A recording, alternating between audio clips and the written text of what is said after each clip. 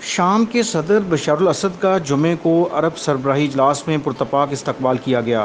سعودی عرب کے ولی عہد محمد بن سلمان ان تمام سربراہان مملکت کے سامنے ان سے گلے ملے جو برسوں سے ان سے دور تھے۔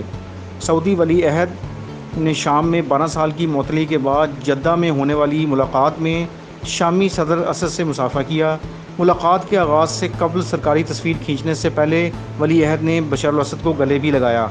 شام کی خانہ جنگی کا رخ موڑنے کے بعد عرب ریاستوں کی جانب سے طویل عرصے سے بے دخل کیے گئے بشار الاسد یوکرین کے صدر ولادیمیر زیلنسکی کے ہمراہ عرب سربراہی اجلاس میں شریک ہوئے، جو روسی حملہ آوروں کے خلاف کیف کی جنگ کے لیے حمایت پیدا کرنا چاہتے ہیں۔ عرب لیگ میں شام کی دوبارہ شمولیت ایک مضبوط اشارہ ہے کہ اسد کی ایک دہائی سے زیادہ کی تنہائی ختم ہو رہی ہے۔ عرب ممالک کی اس پالیسی شفٹ کی امریکہ اور دیگر مغربی طاقتیں مخالف کر رہی ہیں۔